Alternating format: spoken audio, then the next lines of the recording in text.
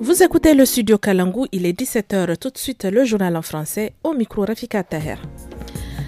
À la une ce 20 janvier 2025, le ministère de la Communication suspend la télévision privée Canal 3 Niger et son rédacteur en chef.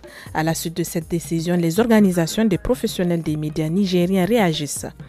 Les artistes nigériens ont été reçus ce week-end par le chef de l'État, le général de brigade Abdrahman Tiani. Vous suivrez les détails de la rencontre avec le président de l'ANASIM. Le lobbying et le plaidoyer, des mots fréquemment employés en dehors du contexte.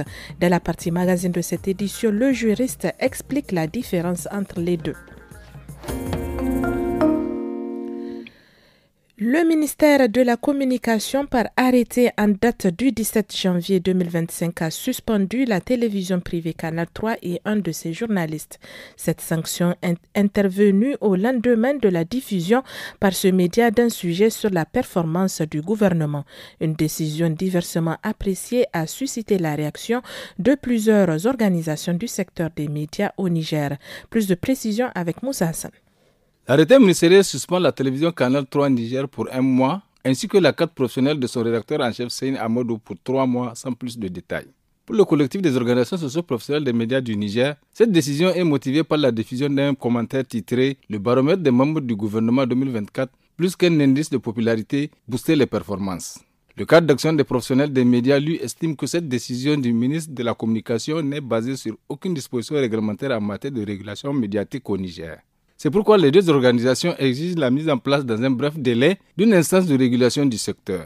Le réseau des journalistes pour les droits de l'homme, lui, a rappelé que la liberté de la presse et la protection des journalistes sont des principes fondamentaux inscrits dans les conventions internationales relativement aux droits de l'homme régulièrement ratifiées par le Niger et qu'aucune restriction ne doit être imposée à un journaliste dans l'exercice de sa profession.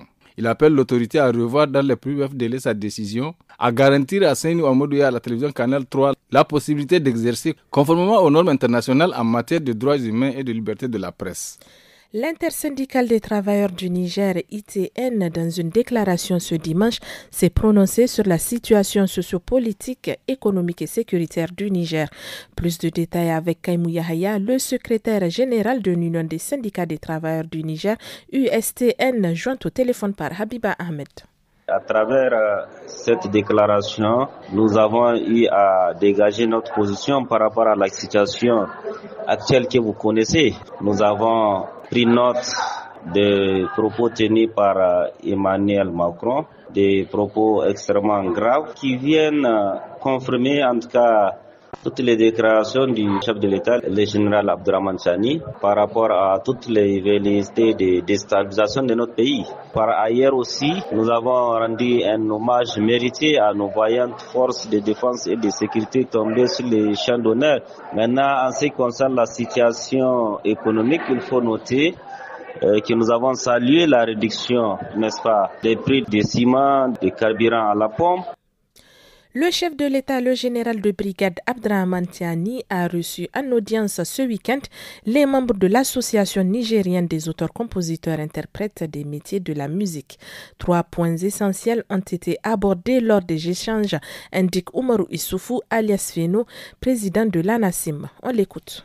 Le premier point, c'est sur la copie privée qui est un droit qu'il faut percevoir sur tout ce qui est produit importé, produit numérique importés dans notre pays sur lesquels il faut prélever des droits, et aussi un projet qui va concerner l'espace LAOS, parce que pour nous les acteurs ou la culture même, je dirais, doit être un vecteur fort de développement. Quand on regarde dans les autres pays de l'AES, la culture est à la base de tout. Nous aussi, de notre côté, on aimerait vraiment proposer notre partition pour les accompagner dans la souveraineté de notre pays. Le troisième point aussi, c'était par rapport à le statut de l'artiste et tout ce qui est problème lié au développement de la culture au Niger. Les autorités signalent fréquemment des conflits ruraux dans la zone pastorale de la région de Tawa, tels Kabalak, qui sont souvent liés au partage des ressources naturelles. Dans le cadre de la prévention et la gestion de ces conflits, un forum a été organisé ce week-end pour une cohésion sociale durable dans cette localité. Al-Hussein Azimzim, le secrétaire général de la préfecture d'Abalak, nous en dit un peu plus sur la rencontre. Il est au micro de Tahir Moussa. Les chefs traditionnels, que ce soit les autorités locales et que ce soit aussi les jeunes et les femmes, tous les acteurs clés ont été conviés à ces forums-là pour amener leurs contributions afin donc d'établir un mémorandum qui puisse les aider donc à prévenir tous les conflits liés généralement au foncier donc dans toute cette sous-région. Donc en marge de ces forums, il y a eu aussi une conciliation communautaire qui a été faite donc entre des familles qui étaient en désaccord pendant plus d'une dizaine d'années. Donc on a eu aujourd'hui donc à leur faire signer donc un acte donc de conciliation donc devant le gouverneur. Donc ils ont eu à prendre des engagements d'enterrer la hache des guerres. Et ça vraiment aussi c'est une prouesse aujourd'hui qu'il faut mettre donc à l'actif donc des autorités locales, que ce soit au niveau donc des autorités coutumières ou administratives. Restons toujours à Tawa où l'administrateur délégué de la ville a convié les syndicats et associations de la ville de Tawa pour une bonne collaboration. Plusieurs points ont été abordés, rapporte Abdelaziz Mamidou, le président du syndicat des conducteurs de taxi moto Kabu Kabu. Voici son compte rendu au micro de Yawale Abdulmomouni. La rencontre qu'on a eue avec les autorités de la ville de Tawa en tant que représentants des syndicats de conducteurs de taxi-moto et la police s'est penchée sur la vie de notre commune, la salubrité, le droit des piétons et la problématique de la consommation des stupéfiants. Tout cela dans le but d'apporter notre contribution dans la préservation de nos villes. Nous avons pris l'engagement d'informer la population sur les mesures qui seront prises pour rendre notre ville saine et nous souhaitons que chacun s'y mette pour que notre ville devienne une référence pour les autorités. Dans le cadre de la lutte contre les maladies animales, l'État a lancé une campagne nationale de vaccination gratuite. Cette initiative vise à protéger les petits et gros ruminants contre des maladies dévastatrices telles que la peste des petits ruminants et la pasteurellose. Des précisions avec Hassietou François Comlan, chef du service communal de l'élevage de Bengou, au micro de Fadel Allo. Ici, on rencontre comme des maladies telluriennes, la pasteurellose, la fièvre afteuse, la dermatose nodulaire, et le Newcastle et la variole aussi, au niveau de la volaille. La campagne de vaccination gratuite, on vise à éradiquer ces maladies-là, la peste bovine et la pasteurellose. Dès que vous achetez l'animal, puisque du moment où vous ne savez pas d'où est-ce que l'animal vient, donc il faut vite l'amener au centre de soins pour pouvoir prévenir certaines maladies qui peuvent attaquer l'animal. Le rougas et le garceau sont des acteurs du développement rural de l'élevage au Niger. Cependant, le rôle qu'ils jouent au niveau de leurs entités est différent ainsi que leur intronisation. Bouraïma Dodo, le président de l'association rougas de l'Union africaine, apporte des éclaircissements sur ces interrogations au micro de Omar Hamma. C'était à l'occasion hier de la coiffure du garceau qui s'est déroulée dans la commune de Namaro, plus précisément au village de Banizumbu. J'étais très impressionné d'abord par la mobilisation des gens pour vraiment soutenir, appuyer le futur garçon. Cet événement a permis de montrer qu'il y a d'abord une différence entre l'intronisation d'un rouga et évidemment la coiffure d'un garçon. Comme tu l'as vu, le cérémonial pour le garçon est plus étoffé, plus participatif. Les garçons sont des hommes du terrain. Les rougas sont des leaders qui sont entre les garçons, les éleveurs et la chefferie ou bien tout ce qui concerne l'administration d'une manière générale. C'est tout à fait normal que leur cérémonie soit différente. Dans la course pour la Coupe du monde féminine U17, hier, les léopards de la RDC ont éliminé l'équipe cadette du Niger, le MENA, dans les éliminatoires. Le match aller et le match retour se sont terminés sur le score de 2-0. Suivez la réaction de l'entraîneur Hamidou Djibodi Papin. Il est joint par Salamatou Kadri. Et oui, c'est vrai, après la défaite du match aller, on croyait vraiment qu'on allait vraiment remonter les 2 buts. Si vous avez vu le match en 5 minutes de jeu déjà, limite était l'inexpérience des joueurs. Le match sera déjà plié. On a eu après 3 occasions net de buts. Malheureusement qu'on n'a pas pu concrétiser. Dès la première occasion, ils ont marqué. L'expérience a pris le dessus. On a une équipe très jeune, comme je l'ai dit l'autre fois. On doit continuer à travailler. D'ici peu, on peut vraiment asseoir une très très bonne équipe. C'est à nous, les encadreurs, aux dirigeants, vraiment de nous accompagner. Continuer à travailler. Donner aux Nigériens vraiment des équipes féminines dignes du nom. Ce sont des filles très jeunes qui ne savent pas comment gérer les 90 minutes. On les a eu, ça fait pas plus de 2 semaines. Il y a à peu près 6 ou 7 qui étaient des U15, qui ont rejoint le groupe après. Donc vraiment, le temps est vraiment suffisant. Déjà, ils n'ont pas de compétition. De préparer vraiment convenablement une équipe. Le temps qui est contre nous, on est obligé de bricoler pour vraiment avoir une équipe qui peut vraiment représenter. Donc on a fait avec le temps qu'on a.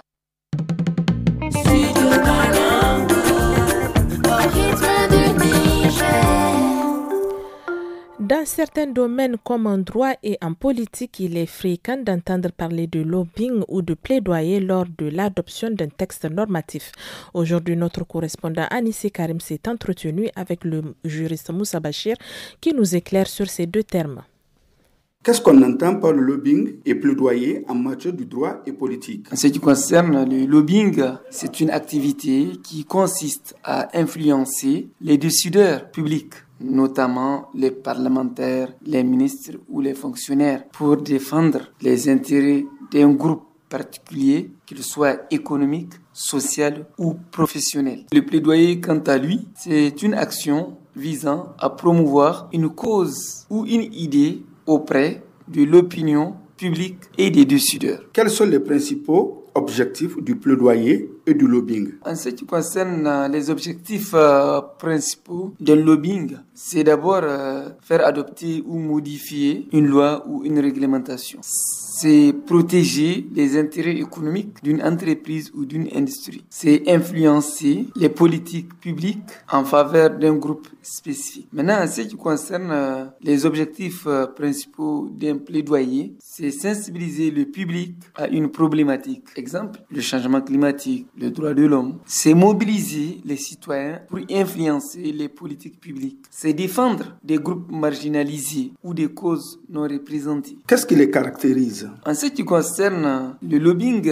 lui, ce qui le caractérise, c'est qu'il est réalisé principalement par des groupes d'intérêt ou des cabinets de lobbying. C'est l'utilisation des rapports techniques, études économiques ou rencontres privées avec des décideurs. C'est souvent perçu comme lié à des intérêts privés, bien que certains lobbies puissent défendre des causes d'intérêt général. Exemple, l'environnement, la santé publique. Maintenant, en ce qui concerne le plaidoyer, ce qui les caractérise, il est réalisé souvent par des ONG, des associations ou des mouvements sociaux. Et c'est l'utilisation des campagnes de sensibilisation, pétitions, manifestations publiques ou réseaux sociaux. C'est basé sur des principes éthiques et souvent tourné vers des causes d'intérêt général. À titre d'exemple, pour ce qui est du lobbying, c'est par exemple une entreprise pétrolière qui engage des lobbyistes pour convaincre un gouvernement de réduire les taxes sur le carburant fossile. Et en ce qui concerne le plaidoyer, un exemple aussi, c'est comme une ONG qui organise une campagne mondiale pour interdire les plastiques à usage unique et mobilise des millions de signatures à travers une pétition.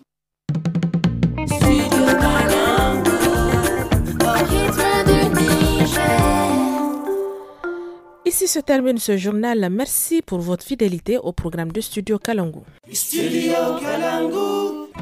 Tous les jours, écoutez les programmes du Studio Kalangu sur les ondes de nos radios partenaires. Et sur WhatsApp au 80 06 88 54 à partir de 17h. N'oubliez pas nos rendez-vous hebdomadaires. Lundi, nous abordons une question de droit dans la partie magazine. Mardi, suivez le magazine Bien-être à la fin des journaux et le forum Espace Femmes à 18h15. Ne manquez pas le forum de la presse du vendredi pour le décryptage de l'actualité de la semaine. Samedi et dimanche, place à l'actu des jeunes à partir de 17h, suivi de Tous à la Fada. Et Studio Kalangu au rythme du Niger.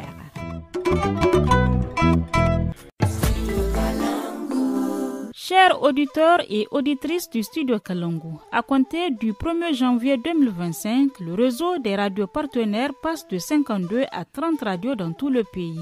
Nous espérons que cette situation, qui est indépendante de notre volonté et de celle des radios partenaires, ne sera que temporaire.